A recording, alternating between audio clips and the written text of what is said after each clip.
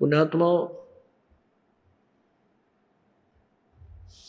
आप जी को ये दास ऐसा ज्ञान देना चाहता है कि आप इतने दृढ़ हो जाओ चाहे तूफान आ जावे। ये नकली लोग चाहे 20 मिलना आपको, चाहे 100 मिल जाए आकर के कि तुम गलत साधना कर रहे हो, आप उनकी मानो नहीं, तब आपकी भक्ति चलेगी, तब आप पार होगे।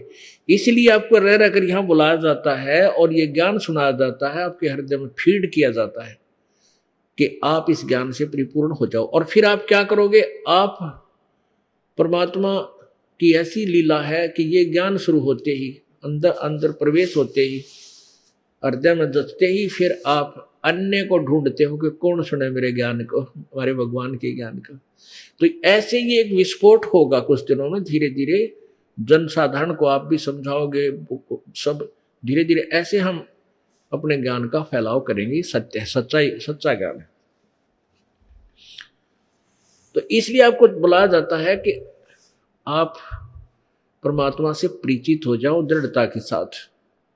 अब जैसे ये क्रोथा कांड करवाया, इसका मुख्य कारण यही था कि उन नकली आचार्यों की पोल खुल गई।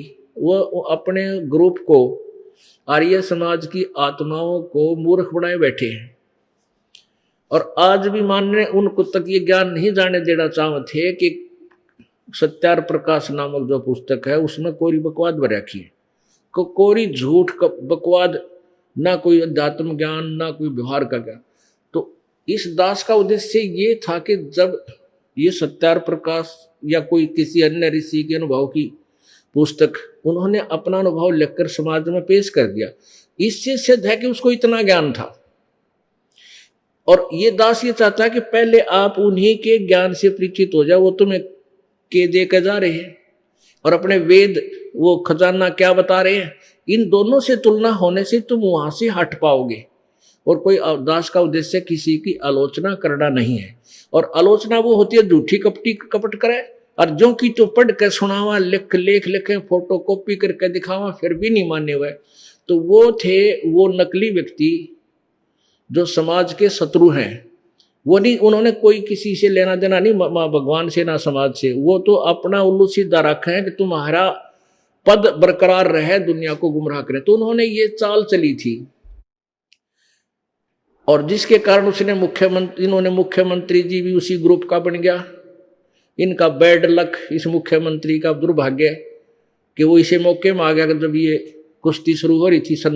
ये है संतों की ज्ञान की लड़ाई, और इसने बीच में वो कबड्डी खेल दिया कि न उनके बैक आए माँ के।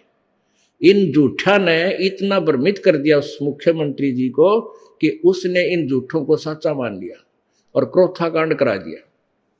अब ये क्रोथा कांड होने से परमात्मा ने अपने बच्चों की ये देखना था कि जो बगीची हमने लाई है ये कितनी जड़ पकड़ेगी, ये कितनी मजबूत होगी या कच्ची है। तो एक भयंकर तूफान छोड़ा मालिक ने, उनके कर्म बिगड़ गए और हमारे भगवान, हमारे भगत छट गए। यानी इतने तूफान में भी इतनी बकवाद, इतनी झूठी, अखबारों में भी, मीडिया में भी, इलेक्ट्रॉनिक मीडिया में भी इतनी झूठ बोल दी, और फिर भी हमारे भक्त टस से मस नहीं हुए और उससे अधिक बढ़कर अब उपदेश लेने आ रहे हैं। तो दास ये चाहता है कि आप इतने मजबूत हो जाओ कि किसी के तोड़े नहीं टूटे, तो फिर वो बाग फड़ा करे। उस हमारी दास की मेहनत सफल हुई। इतने बड़े भयंकर तूफान में भी एक भी टहनी भी ना टूटी मेरे बगीचे की। इस दास का, ये दास नौकर है, बगीचा उस कबीर भगवान का। आप उसके बूटे हो, पौधे हो, आप इतने मजबूत हो गए कि आप एक भी ना टूटा, बल्कि और आण लाग रहे हैं दूर दूर तक। इस तत्व ज्ञान से परिचित होकर वो पुण्यात्मा सैलाब की तरह उठकर आएंगे कुछ दिनों में, आप देख लेना।